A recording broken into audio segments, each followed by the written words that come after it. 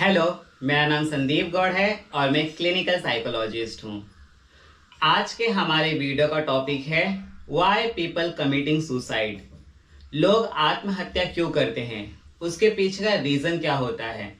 क्योंकि कोई भी ऐसा विदाउट रीजन आत्महत्या नहीं करता। हर किसी के पीछे कुछ ना कुछ रीजन होता है जिसकी वजह से वो अपने लाइफ को एंड करने का या खत्म करने का फैसला लेता है या लेती है करके। तो आत्महत्या करने का रीजन क्या होता है? हर किसी का डिफरेंट रीजन होता है। हर किसी के लाइफ में अलग अलग प्रॉब्लम्स होते हैं, पर कुछ जो कॉमन प्रॉब्लम्स होते हैं उसके बारे में मैं आपको इस वीडियो में बताऊंगा कि आत्महत्या लोग क्यों करते हैं। सबसे पहली बात, आत्महत्या करने वाला जो व्यक्ति होता है, जो खुद सुसाइड करने वाला होगा या होगी फ्यूचर में, या जो करता है, वो अपने आप को पहले से ही डिसाइड कर लेता है कि अगर उसके जीवन में कोई सिचुएशन ऐसा आया तो वो सुसाइड करेगा।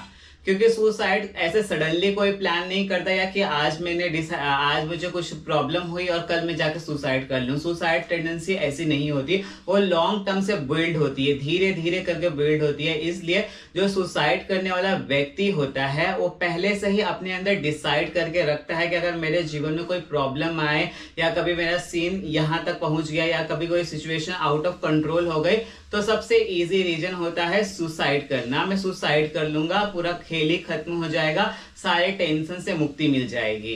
पर ऐसा नहीं होता, क्योंकि अगर कोई एक व्यक्ति किसी परिवार का एक सदस्य सुसाइड करता है तो वो खुद नहीं मरता, वो अपने परिवार की सारी उम्मीदें लेके मरता है, अपने परिवार की खुशियों को भी लेके मरता है। क्योंकि उसके सुसाइड करने से उसके परिवार को बहुत ही ज्यादा ट्रॉमा लगता है, सदमा लगता है। तो ये भी हो सकता है कि उसके सुसाइड कमेंट करने की वजह से उसके फैमिली में भी साइकोलॉजिकल प्रॉब्लम स्टार्ट हो जाए। जिनको प्रॉब्लम नहीं थी उनको भी हो जाए टेंशन की, डिप्रेशन की, एंजाइटी की, पैनिक अटैक की या पोस्ट ट्रॉमेटिक स्ट्रेस डिसऑर्डर की। तो अगर कोई एक व्यक्ति सुसाइड करता है तो उस व्यक्ति के साथ उसका जीवन तो खत्म हो जाता है, पर उसके पीछे और उसके फैमिली के जितने लोग होते हैं उन सब का जीवन भी धीरे धीरे खत्म होने की कगार पे चला जाता है। तो सुसाइड पहले तो नहीं करना चाहिए। मैं यही बोलूंगा, अपने लाइफ के हर एक प्रॉब्लम को, हर एक डिफिकल्टी को स्ट्रांगली और एकदम स्ट्रांग होकर फेस करना चाहिए। क्योंकि आप जितने अपने प्रॉब्लम को फेस करोगे, उसको सॉल्व करोगे, उससे लड़ोगे, आगे बढ़ने की कोशिश करोगे,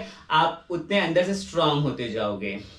तो सबसे पहली बात, सुसाइड करने वाला व्यक्ति ऑलरेडी डिसाइड करके रखता है कि अगर ऐसा सिचुएशन आया तो मैं सुसाइड कर लूंगा। तो जो सुसाइडल टेंडेंसी जिसमें होती है वो लोग के अंदर पहले से ये क्वालिटी होती है कि वो पहले से डिसाइड करके रखते हैं कि हम सुसाइड कर लेंगे। देन सुसाइड के और कितने सारे रीजंस होते हैं। एक रीजन होता है मेंटल डिसऑर्डर, लाइक साइकोलॉजिकल, किसी को कुछ डिसऑर्डर है, बाइपोलर है या कोई स्ट्रेस डिसऑर्डर है, डिप्रेशन है, सिजोफ्रेनिया है, हेलुसिनेशन है, डेल्यूशन है या मैनिक है, या बहुत सारे अदर डिसऑर्डर्स भी होते हैं, या ड्रग्स से रिलेटेड डिसऑर्डर्स होते हैं। अगर ऐसे मेंटल इलनेस हैं और अगर उसने प्रॉपर टाइम पे ट्रीटमेंट नहीं कराया और वो ट्रीटमेंट ना कराने की वजह से उसको psychological problems day by day develop होते जाता है, बद से बदतर होते जाती है उसकी सिचुएशन, और उसके अंदर की फीलिंग बोलती है कि खुद को मार ले या किसी को मार दे। इसके लिए वो व्यक्ति खुद भी सुसाइड करता है, किसी और को भी हार्म करने की कोशिश करता है। तो सबसे पहला रीजन होता है कि साइकोलॉजिकल डिसऑर्डर्स होते हैं किसी किसी के अंदर जो सुसाइड करते हैं। देन अदर प्रॉब्लम्स होते हैं लाइक एडिक्शन टू ड्रग्स। कोई कोई होता है जो ड्रग्स के ऊपर टोटली डिपेंडेंट हो जाता है, इतना ज्यादा डिपेंडेंट हो जाता है कि जैसे कि अगर कोई, हम प्यासे हैं, हमको पानी नहीं मिलती तो हमारा गला सूखने लगता है, तो हम पानी के पीछे, मतलब हमको पानी कहाँ से मिलेगी, हम उसकी तलाश करने लगते हैं। तो वैसे ही जो ड्रग्स से एडिक्टेड पर्सन होता है, अगर उसको हर रोज ड्रग्स नहीं मिला, अगर वो पूरी टोटली तरीके से ड्रग्स पे डिपेंडेंट हो जाता है और एवरी डे ड्रग्स करता है, और अगर उसको किसी दिन ड्रग्स नहीं मिला तो बहुत ही ज्यादा एग्रेसिव हो जाता है, डिप्रेस हो जाता है, आइसोलेट हो जाता है, और उस चक्कर में खुद को भी हार्म करता है और सुसाइडल टेंडेंसी और सुसाइड कमिट करता है।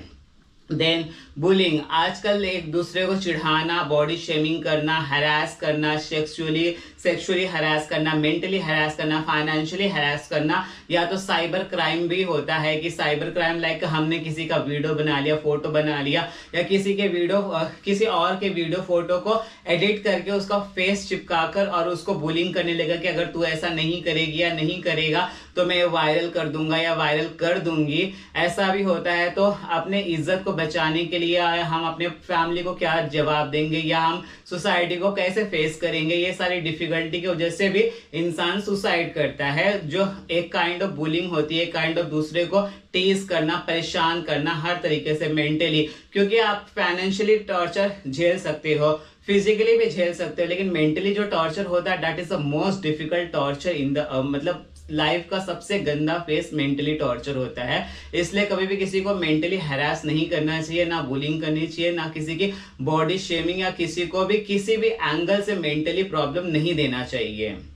देन अनएम्प्लॉयमेंट भी आजकल वेरी कॉमन है कि अगर किसी को बहुत लंबे समय से अनएम्प्लॉयमेंट बिकॉज आफ्टर को जब से कोविड एंड हुआ उसके बाद से, और कोविड में भी बहुत सारे लोगों की जॉब चली गई जिसकी वजह से वो साइकोलॉजिकली प्रॉब्लम्स में आ गए, डिप्रेशन में आ गए, स्ट्रेस में आ गए।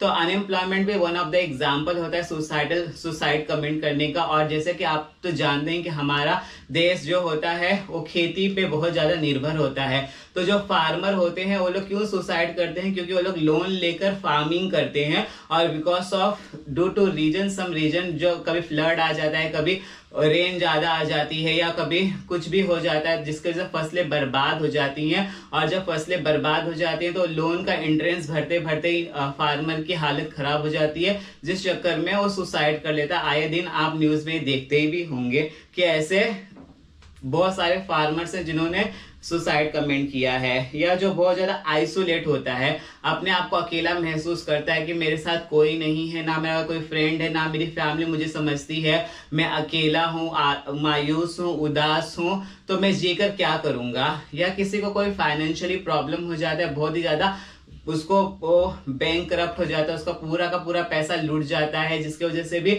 उसको इतना ज्यादा स्ट्रेस आ जाता है कि वो स्ट्रेस को झेल नहीं पाता और उस चक्कर में वो सुसाइड कमिट कर लेता है। या वो लड़का हो या लड़की हो, सब पे डिपेंड करता है। क्राइम मतलब जो इंसान अकेले रहता है, मतलब किसी से बातें शेयर नहीं करता, अपने अंदर फीलिंग रखता है और खुद को ही बोलता है कि हाँ अब ये गलत हो गया, अब सुसाइड कमेंट कर ले। तो ये सारे रीजंस होते हैं सुसाइड कमेंट करने के। या किसी तरीके का ट्रॉमा एक्सपीरियंस कोई किया होता है और वो ट्रॉमा से बाहर ही नहीं आ पा रहा है और वो ट्रॉमा उसको अंदर से खाते जा रहा है, जिसकी वजह से भी वो सुसाइड कमेंट करता है। तो सुसाइड करने के ये सारे जो मेन रीजन है जो मैंने आपको इस वीडियो में बताया, पर सबसे इंपॉर्टेंट बात होती है कि किसी भी इंसान को सुसाइड नहीं करना चाहिए, क्योंकि लाइफ इज वेरी एक्सपेंसिव और वेरी बोलते हैं कि गॉड का सबसे अच्छा गिफ्ट होता है लाइफ। तो आपने जो आपके लाइफ का सबसे अच्छा गिफ्ट होता है उसको आपको वेस्ट क्यों करना चाहिए। आपको उस गिफ्ट को अपने लाइफ लॉन्ग, जब तक आप यहाँ पे अर्थ पे हो तब तक आपको each and every moment happily जीना चाहिए। जो भी आपके पास है उसमें खुश रहना चाहिए। अगर आपको कोई मेंटली हैरास भी कर रहा है, प्रॉब्लम भी दे रहा है, तो there is a lots of loss and police, you can go and tell them. ऐसा भी हो सकता है, क्योंकि हेल्प जब तक आप नहीं मांगोगे किसी से, किसी को सपने में नहीं आ रहा है कि आप किसी डिफिकल्टी में हो, तो जब तक आप हेल्प नहीं मांगोगे तो कोई आपकी हेल्प आजकल करेगा भी नहीं।